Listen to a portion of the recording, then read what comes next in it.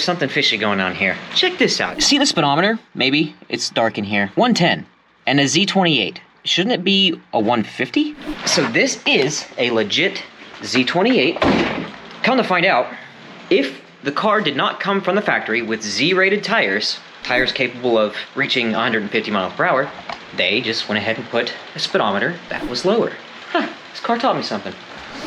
I have a knack for easily messing up hard to mess up things. I'm there. Please tell me that. What was the tool? Yeah. You're a tool. Yeah. Yeah.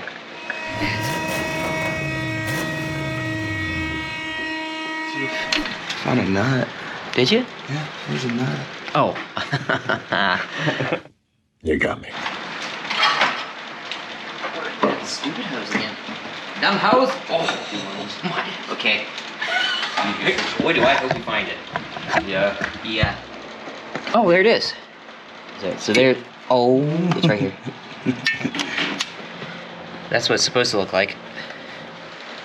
I guess there were 3 lifters that were bad. There may be 2 collapsed lifters, and there's one over there. 1, 2, 3, 4. Okay, 4. So I was off by 1. This is the one that was right here. Just kept tossing the rocker off. Ah, shit! Just looking down in these bores and feeling.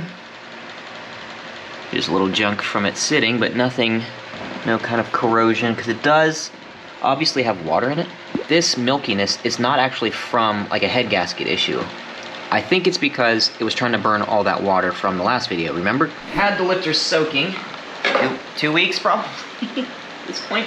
They're good and filled with oil though. At least we know that for sure. And you don't want this stuff going in there dry. Big stretch. Come on, big stretch.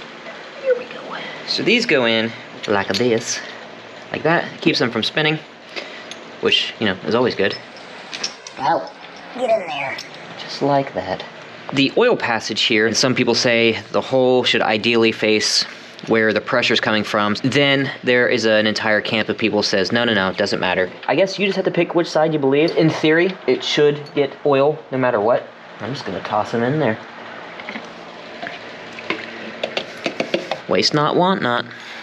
Push rods. Now you'd want to check to make sure that none of yours are bent. These aren't bent. Don't worry. You see how oblong and oversized that is? Yeah. I always thought that was weird. I thought there was a problem, but no, that's how they are. All the rockers in place. I did not adjust the lash yet. We'll do that later on, but I did back these off pretty far, and I'm not gonna worry about them just yet. This needs all clean. Spit shine.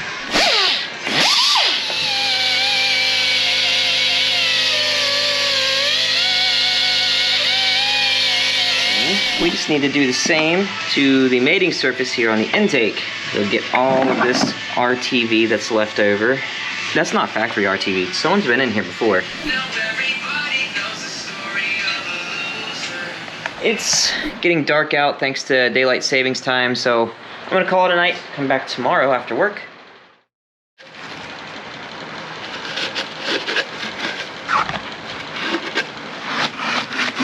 Just wanted to double check that there was no metal that might make its way down there. Luckily we found all the metal from the lifter. Lifters, plural. Time for the spider. So this is the lifter retainer hold down. Now these do have a torque spec, as most things and everything does. But how I see it, and I don't know if I'm the only one that does this, maybe not, playing a little dangerously. If there's not really a clearance issue, I don't worry too much about getting the torque specs perfect. Now, obviously, internally, that's a little different. Anyway, I'd be more concerned about this backing itself out. But for those who care, it is 18 foot-pounds. 18. Now you can see the purpose of this thing. It acts basically like a spring to hold pressure on all the lifter retainers here. Let's take a look here. I'm going to leave the injectors alone. I know they didn't leak, so that's not really a problem. But if it is, that's not too hard to do if it's in the car. Same thing with the throttle body. The gasket's fine. It doesn't show any signs of leaking. And if it did while it's in the car, again, not a big deal. The one I am going to replace, though, it's really hard to get to. This is for that corrugated EGR pipe that goes back in here. Yeah. Ta-da! RTV. The head is separate from the block right here, and it creates this little valley. Definitely put some there. Here. This only needs to be in 2 places here. It's on the front and on the back. So one of the mistakes that people make, they get in a hurry and they stick it on there and then they shove their parts together and it leaks and they wonder why. Give it a couple minutes to harden up just a little, then put your pieces together. That way it doesn't squish down too much and you have a nice thick gasket surface that conforms to any of the imperfections, and if you put it together too soon, you're gonna squish this stuff basically paper thin and it's not gonna seal. While we're waiting for that, we can put our gaskets on here. So I am going to make sure that the gasket is really sealed on both ends, right in there. And those little white clips, they're like locating dowels. They locate right there in the head, and they should click. Listen, it didn't click. That wasn't very satisfying. That one did. You got 6 studs, 6 bolts, so there's 12 total. On the left side of the intake, so we're looking here, the second hole back, 2, 3, 4 are all studs. Over here, bolt, bolt, stud, stud, stud. So with that said, all of our studs are gonna get a little bit of sealer. And then all but 4 of these, so just 2, will get sealer. Steady. Steady. Steady. Okay. There we go. Oh, look at that. Beautiful. So I still maintain, don't use power tools. There is a torque spec and there's a torque sequence, which means there's a special order that you're supposed to tighten things down. Let's go around the first time and I'll show you the sequence. 6 foot-pounds, just snug is probably good enough. And then the second pass, which is where it really matters, is going to be 35 foot-pounds. And this is the sequence that you're gonna follow.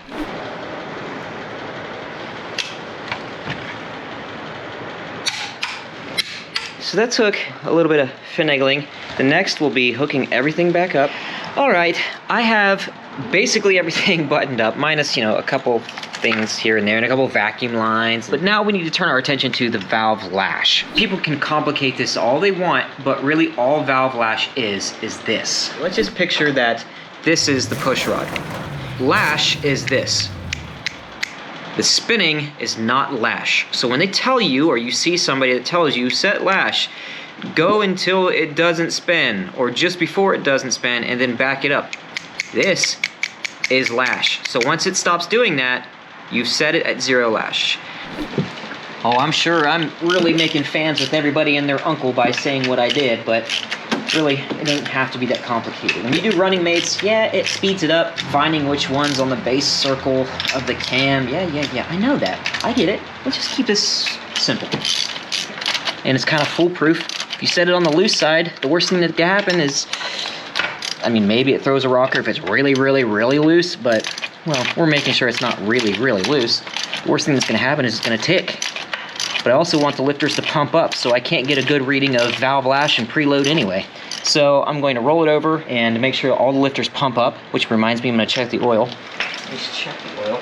Yeah, I know it's got a lot of moisture in there. Again, I don't think it's a head gasket. Go back to the other video, you'll see why. We're gonna do an oil change, so chill out. You watch, make sure anything bad happens.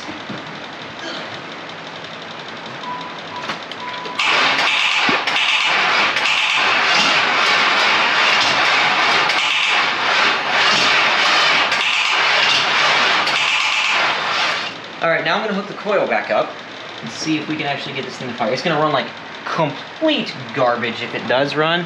All that noise that you hear, that grinding, is teeth missing on the flywheel. Yeah, fine. Come on, girl.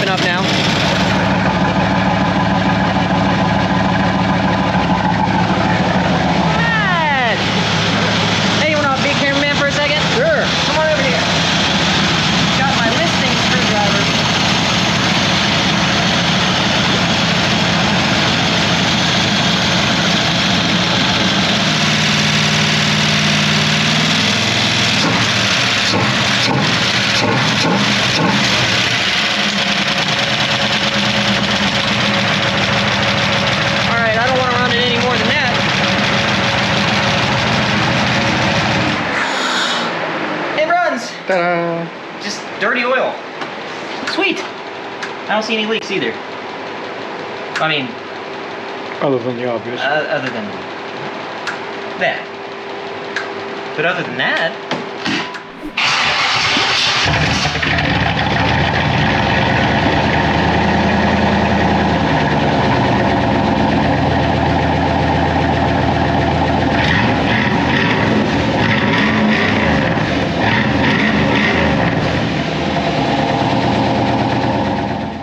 for $500, that's how much this car cost. A little over $100 in lifters, $50 in gaskets, $50 in oil changes, and for the car having sat for 8 years with all those little issues that the person couldn't figure out, I consider that a win, but is it roadworthy?